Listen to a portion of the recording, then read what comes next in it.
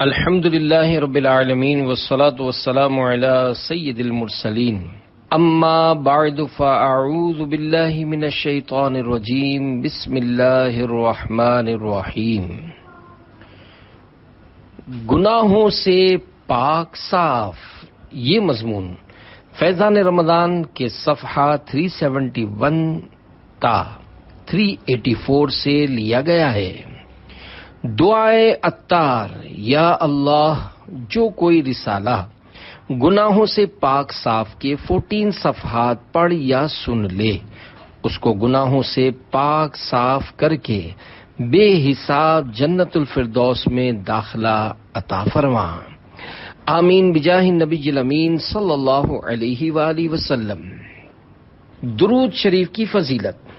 اللہ پاک کے آخری نبی صلی اللہ علیہ وآلہ وسلم کا ارشاد ہے، جس نے مجھ پر ایک بار درود پاک پڑھا، اللہ عز وجل اس پر 10 رحمتیں بھیجتا ہے۔ صلو علی الحبیب صلی اللہ علی محمد۔ عید کے 3 حروف کی نسبت سے شش عید کے روزوں کے فضائل پر مشتمل 3 فرامین مصطفیٰ صلی اللہ علیہ وآلہ وسلم۔ 9 مولود کی طرح گناہوں سے پاک۔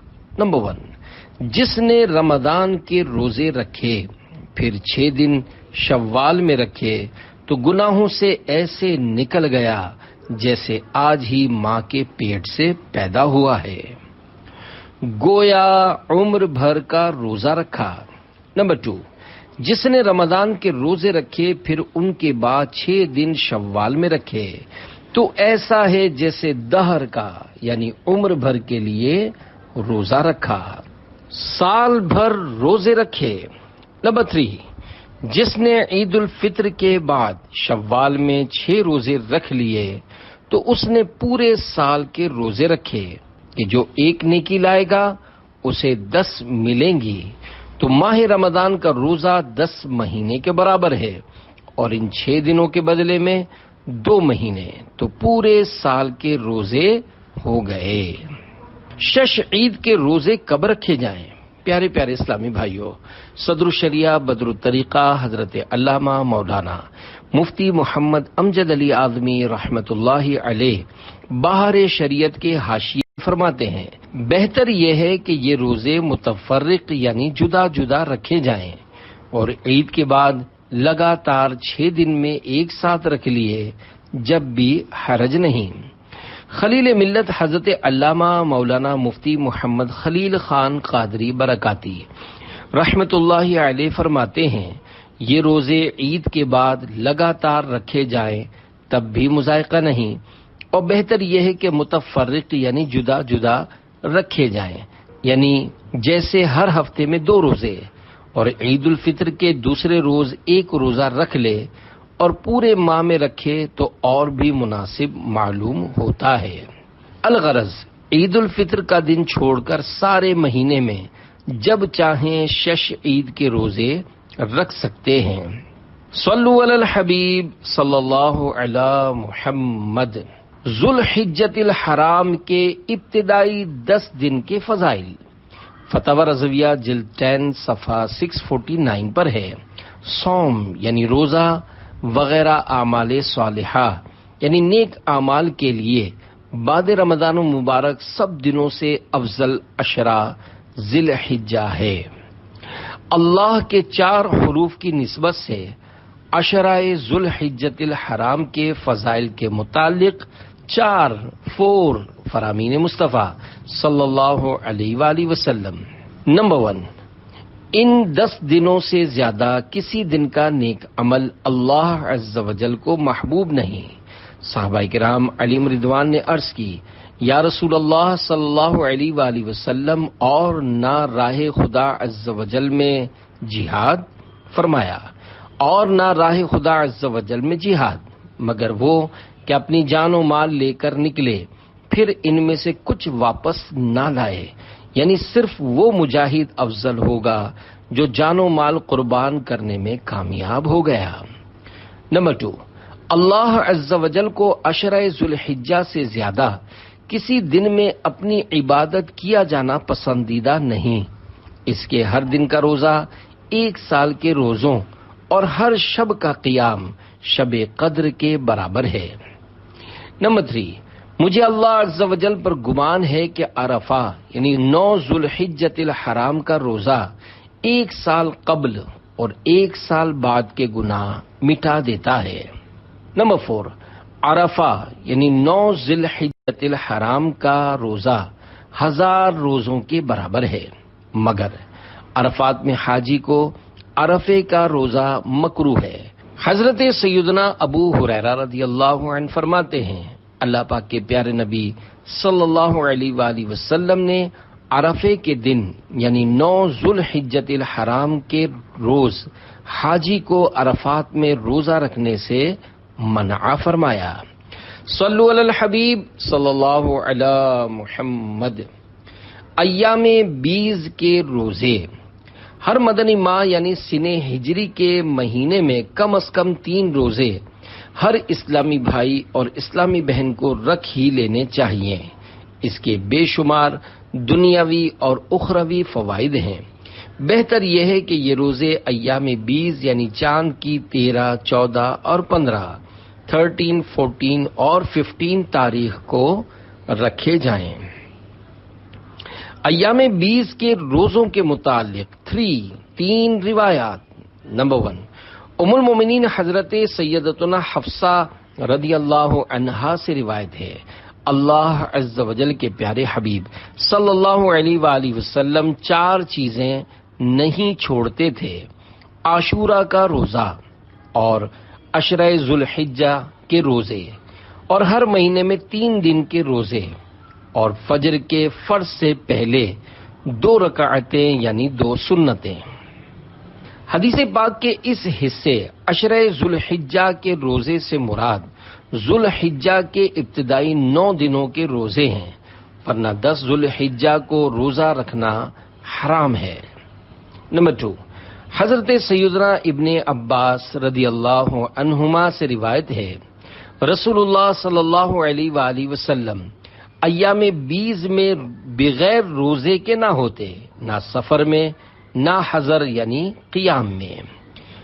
نمبر 3، ام المومنین حضرت سیدتنا عائشہ صدیقہ رضی اللہ عنہا روایت فرماتی ہیں، اللہ پاک کے آخری نبی صلی اللہ علیہ وآلہ وسلم 1 مہینے میں ہفتہ اتوار اور پیر کا، جبکہ دوسرے ماہ منگل، بدھ اور جمعرات کا روزہ رکھا کرتے۔ ایام 20 کے روزوں کے بارے میں 5 فرامین مصطفیٰ صلی اللہ علیہ وآلہ وسلم۔ نمبر 1، جس طرح تم میں سے کسی کے پاس لڑائی میں بچاؤ کے لیے ڈھال ہوتی ہے، اسی طرح روزہ جہنم سے تمہاری ڈھال ہے، اور ہر ماہ 3 دن روزے رکھنا بہترین روزے ہیں۔ نمبر 2، ہر مہینے میں 3 دن کے روزے ایسے ہیں جیسے دہر یعنی ہمیشہ کے روزے۔ نمبر 3، رمضان کے روزے اور ہر مہینے میں 3 دن کے روزے سینے کی خرابی جیسے نفاق دور کرتے ہیں۔ نمبر 4، جس سے ہو سکے ہر مہینے میں 3 روزے رکھے کہ ہر روزہ 10 گناہ مٹاتا اور گناہ سے ایسا پاک کر دیتا ہے جیسا پانی کپڑے کو۔ نمبر 5، جب مہینے میں 3 روزے رکھنے ہوں تو 13، 14 اور 15، 13، 14 اور 15 کو رکھو۔ مرنے کی دعائیں مانگتے تھے۔ پیارے پیارے اسلامی بھائیوں، ایام 20 کے روزوں، نیکیوں اور سنتوں کا ذہن بنانے کے لیے عاشقان رسول کی مدنی تحریک دعوت اسلامی کا مدنی ماحول اپنا لیجئے۔ صرف دور دور سے دیکھنے سے بات نہیں بنے گی، سنتوں کی تربیت کے مدنی قافلوں میں عاشقان رسول کے ساتھ سنتوں بھرا سفر کیجیے۔ رمضان مبارک کا اجتماعی اعتکاف بھی فرمائیے۔ انشاءاللہ عز و جل وہ قلبی سکون میسر آئے گا کہ آپ حیران رہ جائیں گے۔ دعوت اسلامی کے مدنی ماحول میں آ کر کیسے کیسے بگڑے ہوئے لوگ راہ راست پر آ جاتے ہیں، اس کی ایک جھلک ملاحظہ فرمائیے۔ چنانچہ تحصیل ٹھل بابل اسلام سندھ پاکستان کے ایک نوجوان انتہائی فسادی اور شریر تھے۔ لڑائی جھگڑا ان کا پسندیدہ مشغلہ تھا۔ ان کی شرانگیزیوں سے سارا محلہ تنگ تھا اور گھر والے تو اس قدر بیزار تھے کہ ان کے مرنے کی دعائیں مانگتے تھے۔ خوش قسمتی سے کچھ اسلامی بھائیوں نے انفرادی کوشش کرتے ہوئے انہیں رمضان مبارک کے اجتماعی اعتکاف کی دعوت پیش کی۔ انہوں نے مروت میں ہاں کر دی اور رمضان مبارک 1420 سنہ ہجری 1999 میں میمن مسجد عطار آباد کے اندر عاشقان رسول کے ساتھ معتکف ہو گئے۔ دوران اعتکاف انہیں وضو، غسل، نماز کا طریقہ، نیز حقوق اللہ و حقوق العباد اور احترام مسلم کے احکام سیکھنے کو ملے۔ سنتوں بڑے پرسوز بیانوں اور رقت انگیز دعاؤں نے انہیں ہلا کر رکھ دیا۔ بصد ندامت انہوں نے سابقہ گناہوں سے توبہ کی، نیکیاں کرنے کی دل میں امنگ پیدا ہوئی۔ الحمدللہ عز وجل انہوں نے عشق مصطفیٰ صلی اللہ علیہ وآلہ وسلم کی نشانی داڑھی شریف سجا لی، سر کو سبز امامہ شریف کے تاج سے سر سبز کیا اور لڑائی جھگڑوں کی جگہ نیکی کی دعوت کے شیدائی بن گئے۔ آؤ آ کر گناہوں سے توبہ کرو، مدنی ماحول میں کر لو تم اعتکاف، رحمت حق سے دامن تم آ کر بھرو، مدنی ماحول میں کر لو تم اعتکاف۔ صلو علی الحبیب صلی اللہ علی محمد۔ مصطفیٰ کے 5 حروف کی نسبت سے پیر شریف اور جمعرات کے روزوں کے متعلق 5 روایات۔ نمبر 1، حضرت سیدنا ابو ہریرہ رضی اللہ عنہ سے مروی ہے، رسول اللہ صلی اللہ علیہ وآلہ وسلم فرماتے ہیں، پیر اور جمعرات کو اعمال پیش ہوتے ہیں تو میں پسند کرتا ہوں کہ میرا عمل اس وقت پیش ہو کہ میں روزہ دار ہوں، تاکہ روزے کی برکت سے رحمت الہی کا دریا جوش مارے۔ نمبر 2، اللہ عز و جل کے محبوب صلی اللہ علیہ وآلہ وسلم پیر شریف اور جمعرات کو روزہ رکھا کرتے تھے۔ اس کے بارے میں عرض کی گئی تو فرمایا، ان دونوں دنوں میں اللہ تعالی ہر مسلمان کی مغفرت فرماتا ہے مگر وہ 2 شخص جنہوں نے باہم یعنی آپس میں جدائی کر لی ہے، ان کی نسبت ملائکہ سے فرماتا ہے، انہیں چھوڑ دو یہاں تک کہ صلح کر لیں۔ مفسر شہیر حکیم الامت حضرت مفتی احمد یار خان رحمۃ اللہ علیہ اس حدیث پاک کے تحت میرات جلد 3 صفحہ 196 پر فرماتے ہیں، سبحان اللہ، یہ دونوں دن بڑی عظمت اور برکت والے ہیں، کیوں نہ ہوں کہ انہیں عظمت والوں سے نسبت ہے۔ جمعرات تو جمعہ کا پڑوسی ہے اور حضرت آمینہ خاتون کے حاملہ ہونے کا دن ہے، اور پیر حضور انور صلی اللہ علیہ وآلہ وسلم کی ولادت کا دن بھی ہے اور نزول قرآن کا بھی۔ نمبر 3، ام المومنین حضرت سیدتنا عائشہ صدیقہ رضی اللہ عنہا روایت فرماتی ہیں، رسول اللہ صلی اللہ علیہ وآلہ وسلم پیر اور جمعرات کے روزے کا خاص خیال رکھتے تھے۔ نمبر 4، حضرت سیدنا ابو قتادہ رضی اللہ عنہ فرماتے ہیں، اللہ پاک کے پیارے نبی صلی اللہ علیہ وآلہ وسلم سے پیر شریف کے روزے کا سبب دریافت کیا گیا تو فرمایا، اسی میں میری ولادت ہوئی، اسی میں مجھ پر وحی نازل ہوئی۔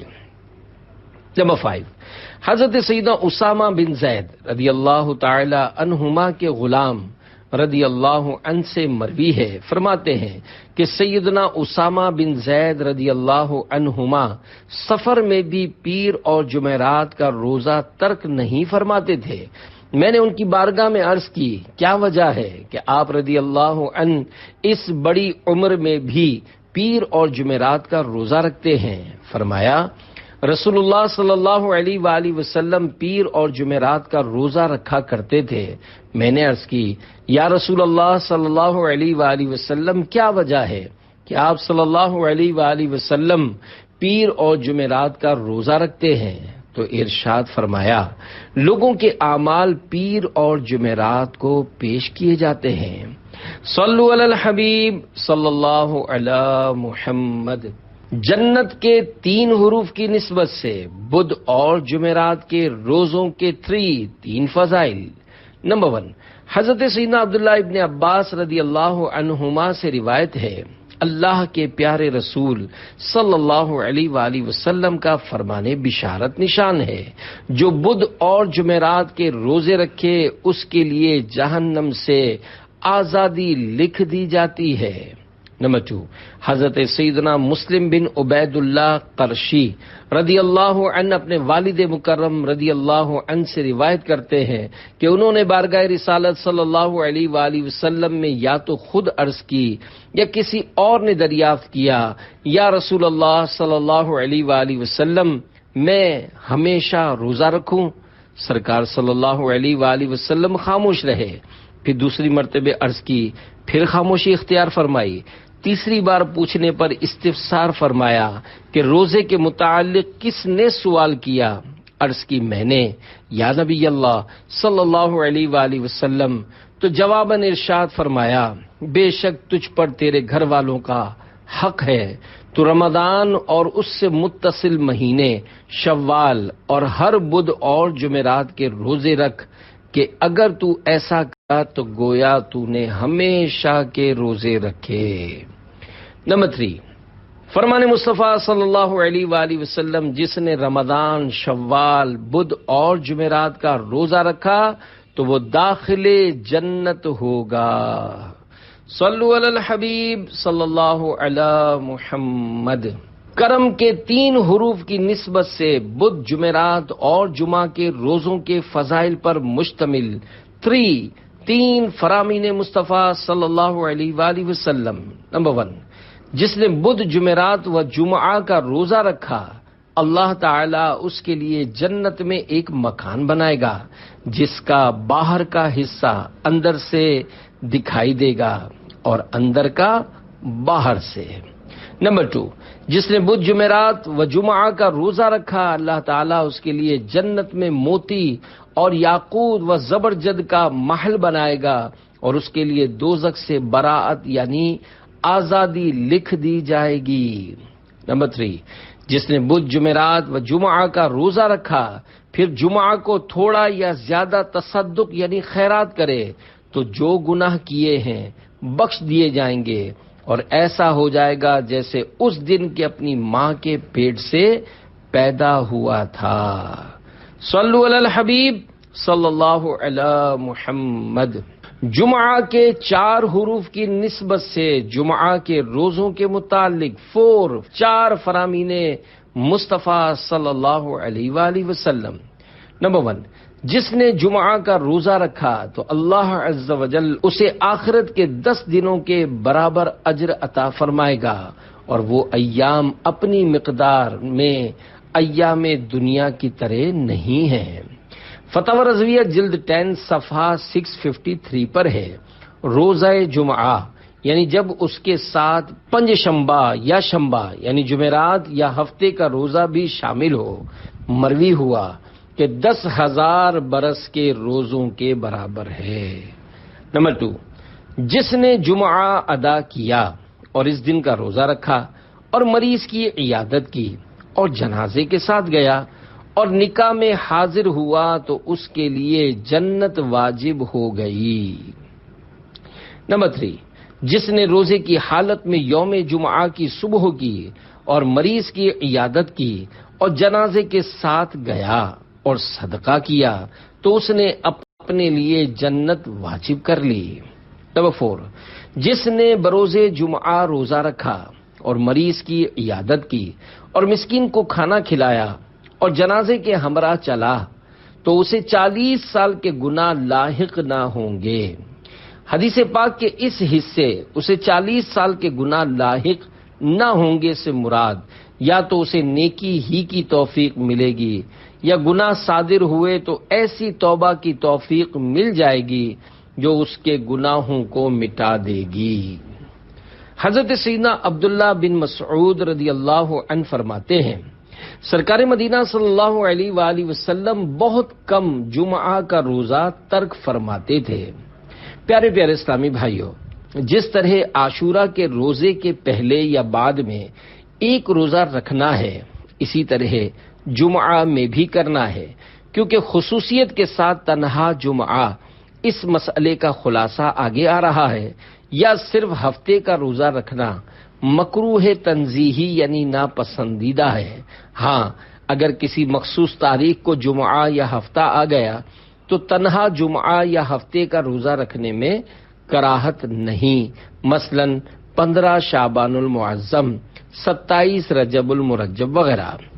صلو علی الحبیب صلی اللہ علی محمد۔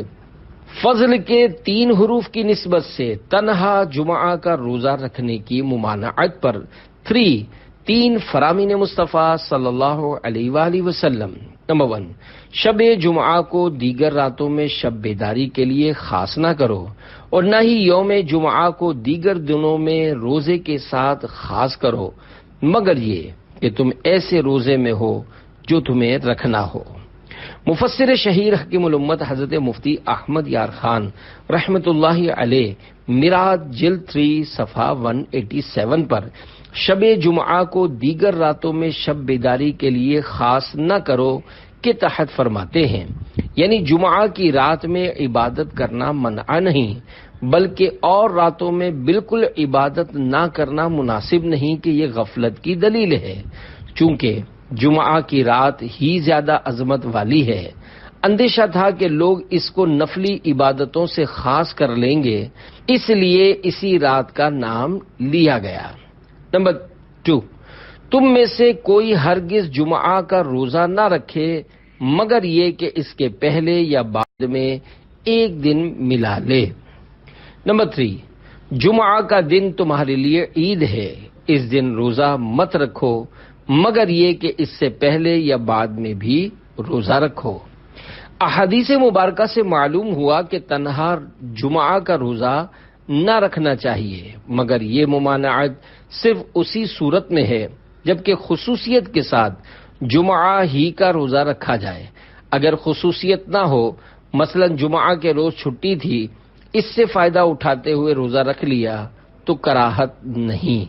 مفسر شہیر حکیم الامت حضرت مفتی احمد یار خان رحمت اللہ علیہ میراث جلد 3 صفحہ 187 پر فرماتے ہیں، مثلا کوئی شخص ہر 11ویں یا 12ویں تاریخ کو روزہ رکھنے کا عادی ہو اور اتفاق سے اس دن جمعہ آ جائے تو رکھ لے، اب خلاف اولا بھی نہیں۔ روزہ جمعہ کے متعلق ایک فتویٰ، اس ضمن میں فتاوی رضویہ مخرجہ جلد 10 صفحہ 559 سے معلوماتی سوال جواب ملاحظہ ہوں۔ سوال، کیا فرماتے ہیں علماء دین اس مسئلے میں کہ جمعہ کا روزہ نفل رکھنا کیسا ہے؟ ایک شخص نے جمعہ کا روزہ رکھا، دوسرے نے اس سے کہا جمعہ عید المومنین ہے، روزہ رکھنا اس دن میں مکروہ ہے، اور باصرار بعد دوپہر کے روزہ توڑوایا، اور کتاب سر القلوب میں مکروہ ہونا لکھا ہے دکھلا دیا۔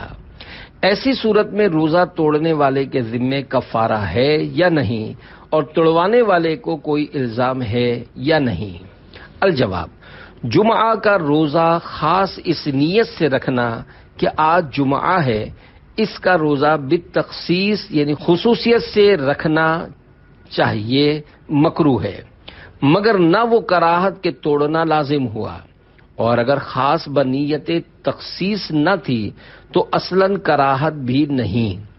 اس دوسرے شخص کو اگر نیت مکروہہ پر اطلاع نہ تھی، جب تو اعتراض ہی سرے سے حماقت ہوا اور روزہ توڑوا دینا شرع پر سخت جرت، اور اگر اطلاع بھی ہوئی جب بھی مسئلہ بتا دینا کافی تھا، نہ کہ روزہ توڑوانا، اور وہ بھی بعد دوپہر کے، جس کا اختیار نفل روزے میں والدین کے سوا کسی کو نہیں۔ توڑنے والا اور توڑوانے والا دونوں گناہگار ہوئے، توڑنے والے پر قضا لازم ہے، کفارہ اصلاً یعنی بالکل نہیں۔ واللہ تعالی اعلم۔ صلو علی الحبیب صلی اللہ تعالی علی محمد۔ ہفتہ اور اتوار کے روزے۔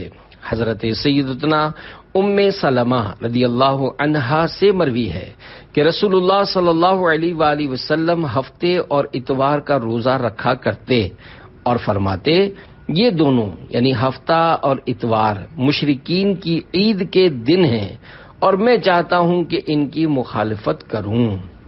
تنہا ہفتے کا روزہ رکھنا منع ہے، چنانچہ حضرت سیدنا عبداللہ بن بسر رضی اللہ عنہ اپنی بہن رضی اللہ عنہا سے روایت کرتے ہیں کہ رسول اللہ صلی اللہ علیہ وآلہ وسلم نے ارشاد فرمایا ہفتے کے دن کا روزہ فرض روزوں کے علاوہ مت رکھو۔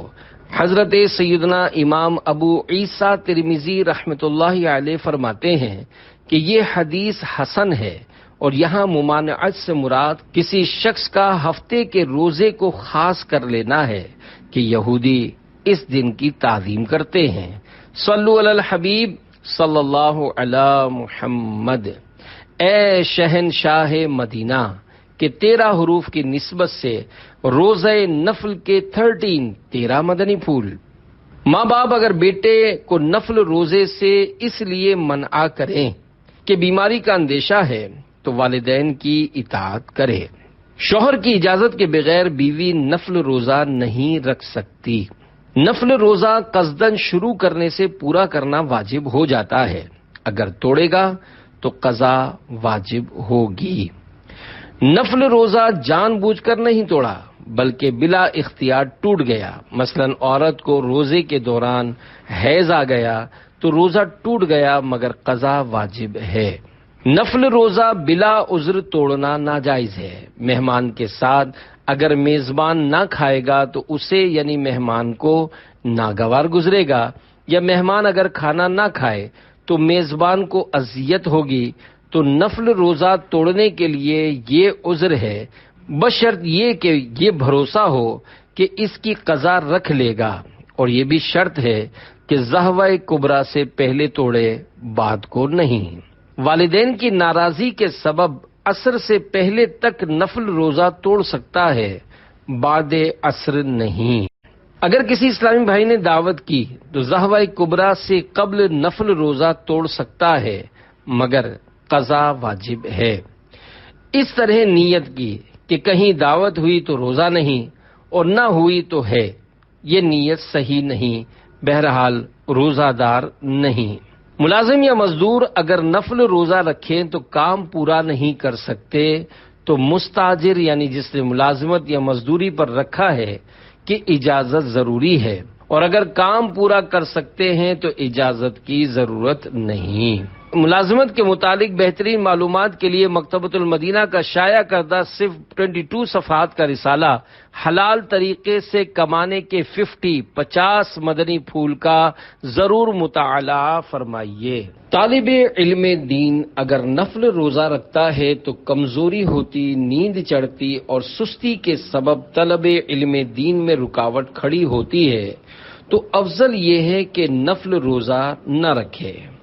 حضرت سیدنا داود علیہ السلام ایک دن چھوڑ کر ایک دن روزہ رکھتے تھے۔ اس طرح روزے رکھنا صوم داودی کہلاتا ہے اور ہمارے لیے یہ افضل ہے، جیسا کہ رسول اللہ صلی اللہ علیہ وآلہ وسلم نے ارشاد فرمایا افضل روزہ میرے بھائی داود علیہ السلام کا روزہ ہے کہ وہ ایک دن روزہ رکھتے اور ایک دن نہ رکھتے اور دشمن کے مقابلے سے فرار نہ ہوتے تھے۔ حضرت سیدنا سلیمان علی نبینا علیہ الصلوۃ والسلام 3 دن مہینے کے شروع میں، 3 دن وسط یعنی بیچ میں اور 3 دن آخر میں روزہ رکھا کرتے تھے، اور اس طرح مہینے کے اوائل، اواسط اور اواخر میں روزہ دار رہتے تھے۔ صوم دہر یعنی ہمیشہ روزہ رکھنا، سوا ان 5 دنوں یعنی شوال کی 1 اور ذی الحجہ کی 10ویں تا 13ویں کے جن میں روزہ رکھنا حرام ہے، مکروہ تنزیہی ہے۔ ہمیشہ روزہ رکھنا، ہمیشہ کے روزوں سے ممانعت پر بخاری شریف کی یہ حدیث بھی ہے اور اس کا مفہوم بھی علماء نے تعویل کے ساتھ بیان فرمایا ہے۔ چنانچہ فرمان مصطفیٰ صلی اللہ علیہ وآلہ وسلم جو ہمیشہ روزے رکھے اس نے روزے رکھے ہی نہیں۔ شارح بخاری حضرت علامہ مفتی محمد شریف الحق امجدی رحمۃ اللہ علیہ اس حدیث پاک کے تحت لکھتے ہیں، اگر اس خبر کو نہیں کے معنی میں مانے، یعنی اگر اس حدیث کا یہ معنی لیں کہ ہمیشہ روزے رکھنا منع ہے اور جو رکھے گا تو اسے کوئی ثواب نہیں ملے گا، تو اس صورت میں حدیث کا یہ ارشاد ان لوگوں کے لیے ہے جنہیں مسلسل روزہ رکھنے کی وجہ سے اس کا ظن غالب ہو کہ اتنے کمزور ہو جائیں گے کہ جو حقوق ان پر واجب ہیں ان کو ادا نہیں کر پائیں گے، خواہ وہ حقوق دینی ہوں یا دنیاوی، مثلا نماز، جہاد، بچوں کی پرورش کے لیے کمائی، اور پہلی صورت سے ہٹ کر دوسری صورت یہ بنتی ہے کہ اگر مسلسل روزہ رکھنے کی وجہ سے اگر ان روزہ داروں کا ظن غالب ہو کہ حقوق واجبہ تو کما حق ہو یعنی مکمل طور پر ادا کر لیں گے، مگر حقوق غیر واجبہ ادا کرنے کی قوت نہیں رہے گی، ان کے لیے روزہ مکروہ یا خلاف اولا ہے۔ اور جنہیں اس کا ظن غالب ہو کہ صوم دہر یعنی ہمیشہ روزہ رکھنے کے باوجود تمام حقوق واجبہ، مسنونہ، مستحبہ، کما حق ہو یعنی مکمل طور پر ادا کر لیں گے، ان کے لیے کراہت بھی نہیں۔ بعض صحابہ کرام جیسے ابو طلحہ انصاری اور حمزہ بن عمرو و اسلمی رضی اللہ تعالی عنہما صوم دہر یعنی ہمیشہ روزہ رکھتے تھے، اور حضور اقدس صلی اللہ علیہ وآلہ وسلم نے انہیں منع نہیں فرمایا۔ اسی طرح بہت سے تابعین اور اولیاء کرام سے بھی صوم دہر یعنی ہمیشہ روزہ رکھنا منقول ہے۔ یا رب مصطفیٰ عز وجل ہمیں زندگی، صحت اور فرصت کو غنیمت جانتے ہوئے خوب نفل روزے رکھنے کی سعادت عنایت فرما، انہیں قبول بھی کر ہمیں بے حساب بخش دے، اور ہمارے میٹھے میٹھے محبوب صلی اللہ علیہ وآلہ وسلم کی ساری امت کی مغفرت فرما، آمین بجاہ النبی الامین صلی اللہ علیہ وآلہ وسلم۔ صلو علی الحبیب صلی اللہ تعالی علی محمد۔ اللہ صلو علی الحبیب صلی اللہ تعالی علی محمد۔ اگر سدھرنا چاہتے ہو تو مدنی انعامات مضبوطی سے تھام لو۔ ایثار کا ثواب، فرمان مصطفیٰ صلی اللہ علیہ وآلہ وسلم، جو شخص کسی چیز کی خواہش رکھتا ہو پھر اس خواہش کو روک کر اپنے اوپر کسی اور کو ترجیح دے تو اللہ پاک اسے بخش دیتا ہے۔